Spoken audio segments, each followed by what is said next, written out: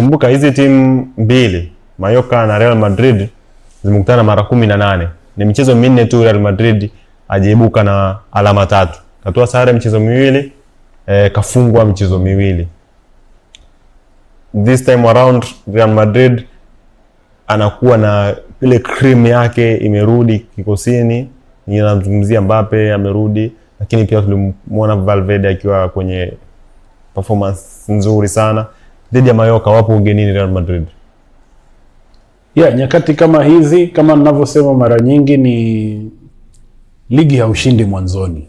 Ligi unashinda mwishoni. Na kwa point ya Moisa pale kuhusu Hans Flick na La Liga vis-a-vis Champions League, ni nafasi ambayo sasa hivi kama FC Barcelona asiposhikilia ambacho anacho, anaweza akakipoteza kirahisi, kwa sababu haijalishi umeongoza ligi muda gani. Kinachomata ni namna utakavyoshikilia bomba paka dakika za jioni kabisa. And sisemi hivi kwa kuwadogosha Real Mallorca, lakini sioni namna ambavyo Real Madrid anapoteza huu mchezo.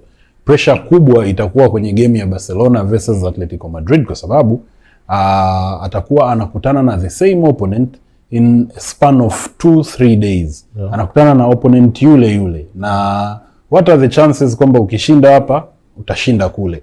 What are the chances kwamba ukifungwa huku kule utashinda?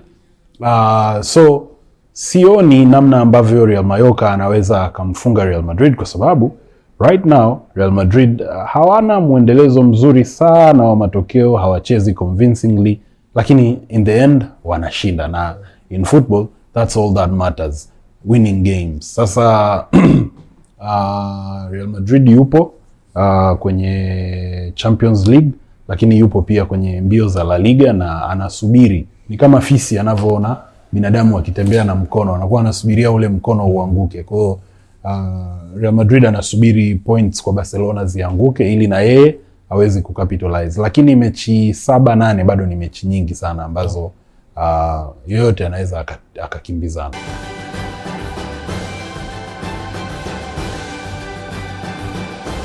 Game time, tuonavyo sisi.